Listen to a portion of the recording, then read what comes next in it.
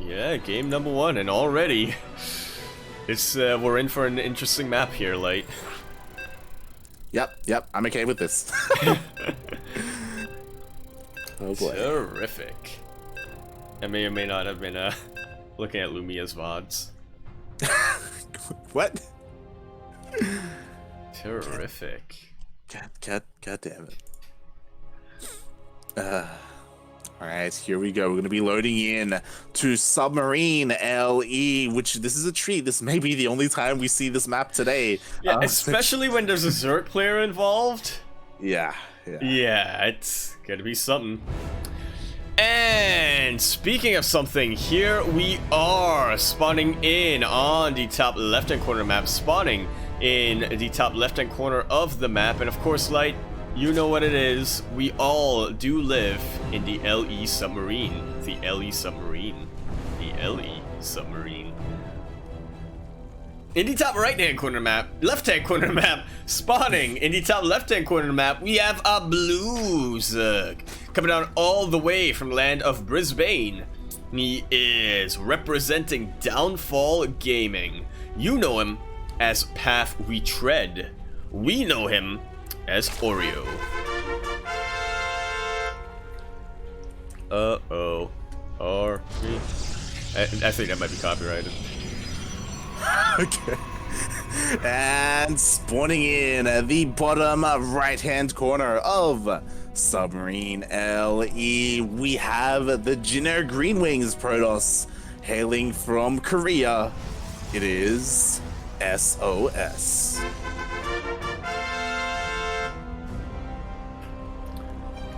And yeah, I believe we have casted SOS once in a while here on this channel, Light, but I really don't. It's really hard for me to remember. I think the last time we did was when we were doing the IEM qualifiers.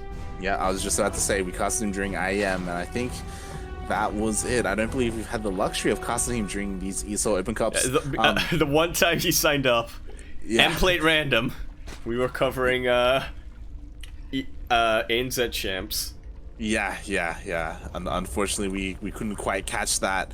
But you know, he has returned. He's playing Protoss, his main race. And yeah, I'm curious to see how he's going to shape up, especially compared to all these other, like, you know, regulars like Dream or Zest, Solar, right? Exactly, or even Stats, who's up in here tonight. Yeah, definitely. But before we get to that, obviously he does need to get past Oreo, and on a map like Submarine, I don't really know what to expect from these two players. Yeah, I mean, I think SOS has we all know his reputation. He is he is a man who goes inside your mind. But Oreo, he's not quite Mio Micah, he's not quite Demi, but he's a pretty creative with how he likes to play out his matchups. Yeah, definitely. He's very he's very methodical, I should say, with how he that's approaches. A better way, exactly. With how he approaches these matchups, and again, like I honestly I do wish we kind of got to see a little bit more from him. So yeah, I'm just curious to see how he does here. You know, he does ladder on Korea. Yeah, once again, the Australian education is ruining esports. Ruining esports. I mean, luckily Probe is done. He's done with his exams. That's why, yeah, he's playing today, but he didn't play last week because he was a little bit preoccupied with them. So yeah, we'll see how the Aussie boys do today. As we actually have a lot of links coming out for Oreo.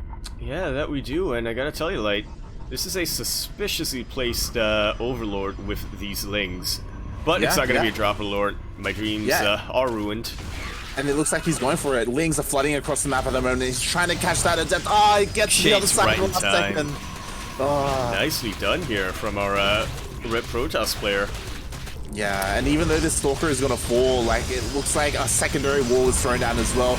Two Adepts DPSing down these Lings, and it looks like maybe the Lings can get the cybernetic score if they focus it down, but other than actually, that, the Lings go in, and they should have a bit of surface area here, but they are focusing on the Warping Pylon. I'm a little bit worried for Oreo, but he does manage to break through. Force field at the last second from SOS. Is it going to be enough, though? That's about to run out, and this Sentry has no energy behind it. Another wall of pylons being thrown down here for SOS. And every time he does this, he has less money to get units out. It's important to note that the Slam Next core just got taken out, so no more Stalkers, no more Adepts, just Zealots are going to be able to be warped in, so this is ideal for these Lings, as Oreo, he's continuing to flood Lings across the map, 12 more on the way, so the Zealots could fall, but with the War Prison as well, this is difficult to crack. Indeed it is, which is why Oreo decides, you know, I've got the damage that I need to get done, I force you to wall, essentially, so either you're going to have to use this Warp Prism or destroy a couple of your buildings. I canceled the Cyber Core, I got a couple of units. I am good to just focus on my next phase of the game, which is going to involve roaches. Yeah, the next phase is, it looks like he's continuing the all-in. He has stopped, he has not made any more drones, he has his Lings, and he's just going to go roaches, I imagine just for Ravager, so he can bow through and actually bust through that wall. Exactly, but before he does that, it's a good thing he is getting Roach Warren, because the Adept Printer is about to get Toner installed. That was a bit of a weird analogy. The Adept Printer is here. It is, and the Adepts are going to be shading into the main base. There are Lings, but are there enough? It doesn't seem like it. Roaches are on the way, and Oreo, he's trying to make sure he protects the few drones that he actually has. Yeah, I was gonna say the Lings aren't quite in position either, and it's such a precarious thing for Oreo to do right now, because he can't really afford to run his Lings in and just lose them like that. We do see a couple of roaches are out now, so they will be providing a little bit of they will tank quite a number of Adept shots. Yaku he has not 0 quite drones. enough behind us. He does have 0 drones. Oh, and he doesn't have enough to remake them either. Yep. This is... Oreo's still hanging in there, but... yeah, it's not looking good at all. It looks like it's just going to be slowly bled out. Look at this body block with the Zealots. Like, GG is called. SOS takes game number 1. GG, and Oreo, he was incredibly all in. Like he was banking on breaking through that wall, but SOS, he had some really nice moves. Like he was like that Adept Shade saving the first Adepts like last minute was so sick. The secondary wall, the clutch sentry with the force field. That's why I think it's one of the things that is a little bit underrated about SOS. A lot of people say that SOS is kind of weak, or in terms of his mechanics, he's a little bit lacking there. I actually think SOS is one of the better micro players when it comes to Protoss. You know, obviously Parting, number 1. Hero, probably number 2. Classic is up there. But SOS, he has set himself apart in the past. Yeah, definitely. And we'll see if he can continue that, right? Like, I do think it's a bit of a shame that, like, someone... Why does he always do this light? So Stats has decided to insert himself into this lobby. I want to observe. Good old Stats. You know, on the plus side, maybe we can get Stats to translate stuff for us. Yeah, but that's not really allowed here. Stats has not been cleared to observe by ESL. Yeah. So we're gonna go into game number 2 of Oreo versus SOS. It's funny that isn't the first time the Stats has done that.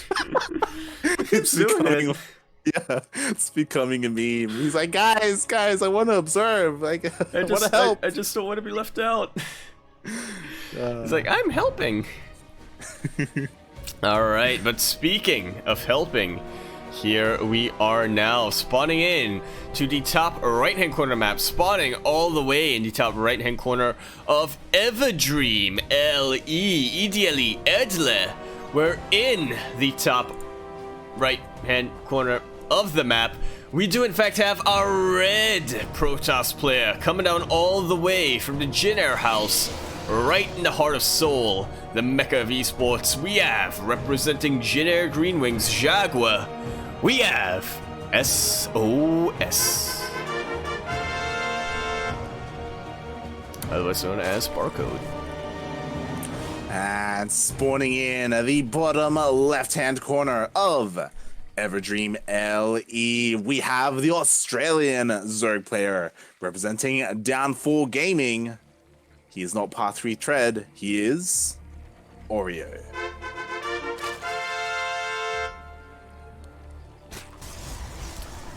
All right, and what do you think these players have in store for us this time, Light?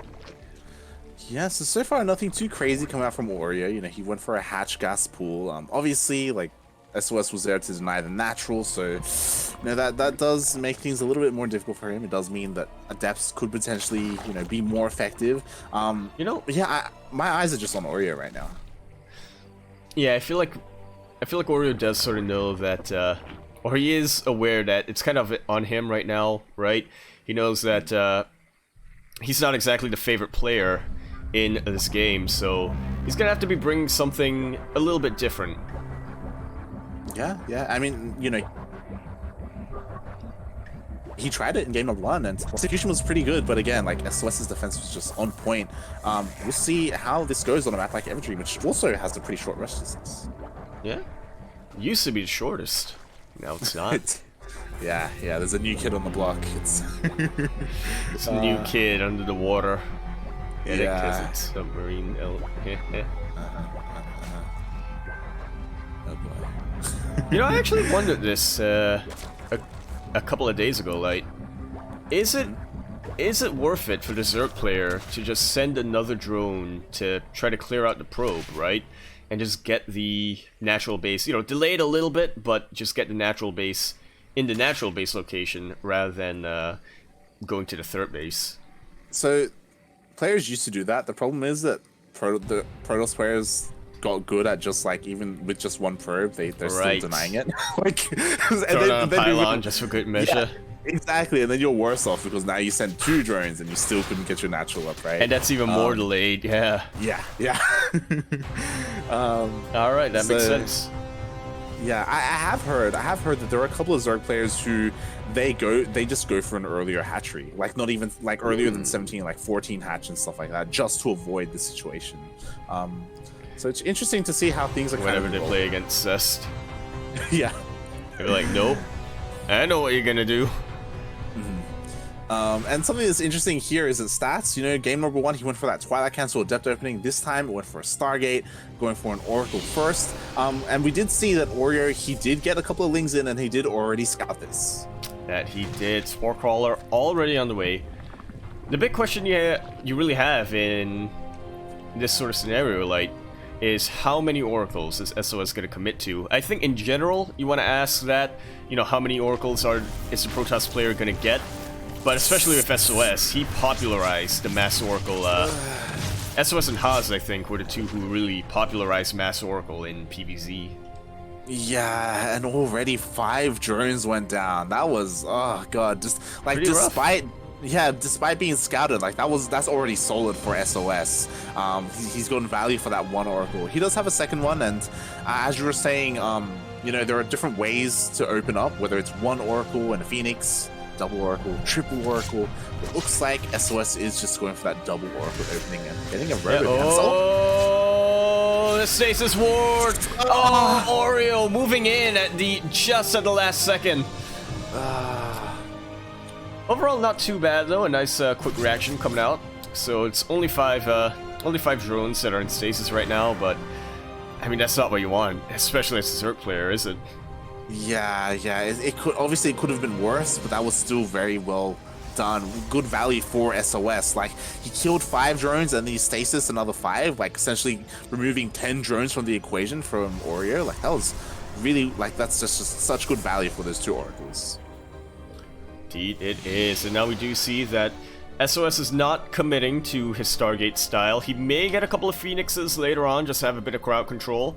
But for now, he is content to just see what he can get done with these Oracles. He is already switching in to his more gateway-based ground army. You know, getting ready for that push. Yeah, definitely. Like, the Robo's done. He's working. The War Prism's going to be done soon. Twilight Council behind this. Curious to see what upgrade is going to be taken, like whether it's a Blink or just Zealot Legs to support the Immortals. Yeah, you definitely have a couple of options here if you're SOS. He got a couple of Adepts earlier, so he might decide to go into Glaives, but we do see that it is, in fact, going to be Charge. Yeah, and this has become pretty standard for Protoss. Like this is like the supporting units, like in the mid game charge lots. And I do like that Oreo, he is going for a Baneling Nest, and Banelings, they do counter charge lots, but will it be done in time because the Baneling Nest was only recently thrown down? That it was only halfway to completion, and on top of that, you gotta get speed. Yeah, that's the big one. Because if not, you're just hoping that SOS doesn't react in time. Yeah, and I don't think that's something that you can really rely on when you're up against a player of the caliber of SOS. So, yeah, SOS already looking really good in the worker count. Like he's ahead in workers, or sorry, he's just behind in workers, but they're around the same bases. Like Oreo, he really needs another base, and he really needs to start establishing his army as well, as he's behind in that supply. Yeah, but he is starting to position himself on the map, just trying to get a bit of map control and, you know, seeing if he can, you know, collapse on top of SOS's army while he's, I wouldn't say on siege, I don't think that's the right term for it, but, you know, unawares. Yeah, at the moment I mean, Oreo, he does spot the army, like that Overlord did allow him to know where the army was, and now it is going on creep. He already has Banelings ready, not quite speed, but regardless, Banelings, they're still pretty good. Yeah, and especially if these Zealots are going to be in the front there. We've actually seen in the past, like, where the Zealots just charge on forward and they immediately die to the Banelings. Yeah, definitely. We've seen that many a time. Yeah, I'm really curious to see how this plays out, because SOS, he's just posturing, he's not committing. And I think that's the right call. I think if SOS commits, I think Oreo's in a good position. But he contained Oreo for so long on 3 bases, Oreo only just now throwing down his 4th. And here comes the multi-prong. Archons coming in, just trying to draw the attention away, really, from Oreo.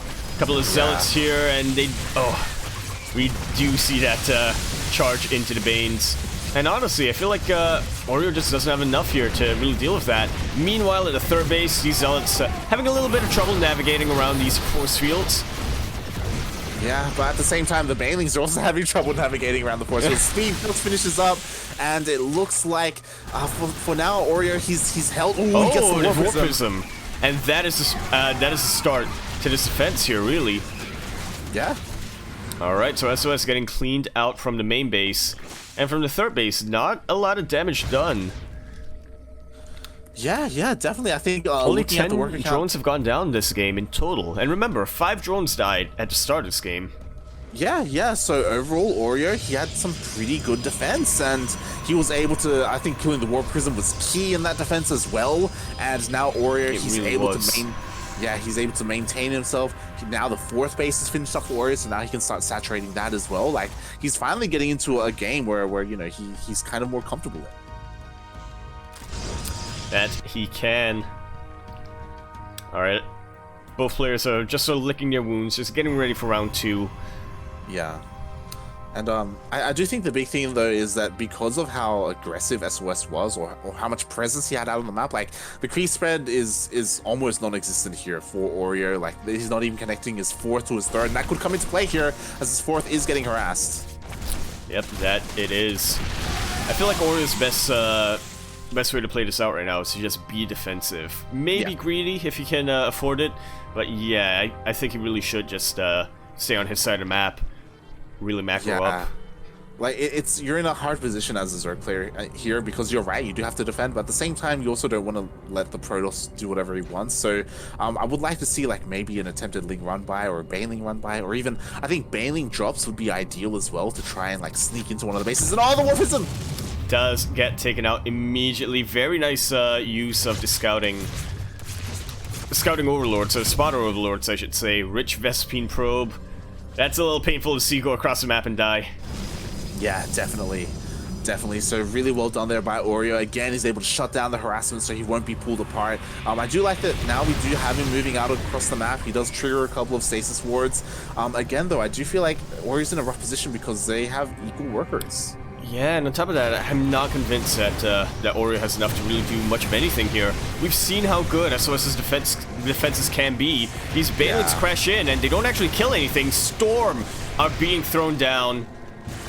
Battery overcharge helping out a ton here, and yeah, I kind of feel like Oreo just lost a bunch of units for nothing. Meanwhile, we see this run by of Zealots that was getting prepared a long time ago. Now really get pulling the trigger. Yeah, and it doesn't seem like they killed too many workers, but again, like they disrupt the economy of Oreo, they force him back, and Oreo, he lost all his Ling Bane in that original engagement, and now it's SOS's turn to push out. Indeed it is, and about 3 bases are being attacked at a time here, Light.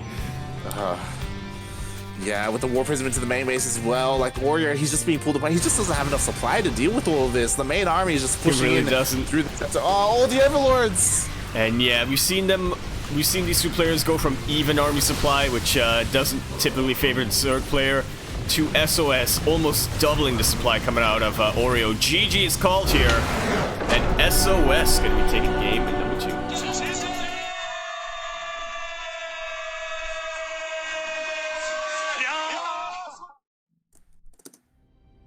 Alrighty then. I hope this is a sign of things to come here, Light, from Oreo. Yeah, I hope we see more of him. And honestly, like, he didn't look like terrible against SOS. Yeah. Like, they were definitely obviously each game he came with a plan, right? Oreo, let me put it this way: Oreo looked like a guy who took a couple months off to focus on studies. It really did, yeah. You really kind of see it, right? Where I guess it was a little rusty there, which, you know, there's a reason for that. But yeah, now that it's basically break time, I hope we'll see a lot more of him. Like, his fundamentals are still was still there. Yeah, and I think that's really important to note how, like, he performed like relatively well today, and this is like an out of shape Oreo, right? This is someone who this is the first time he's played in a competitive event in, I want to say, 3 months. Yeah, like it's really rough. Like, I don't know how much I want to say, but like Oreo, he's in a pretty, like, obviously he has to focus on his studies, and because of that, like, StarCraft has taken like a back seat.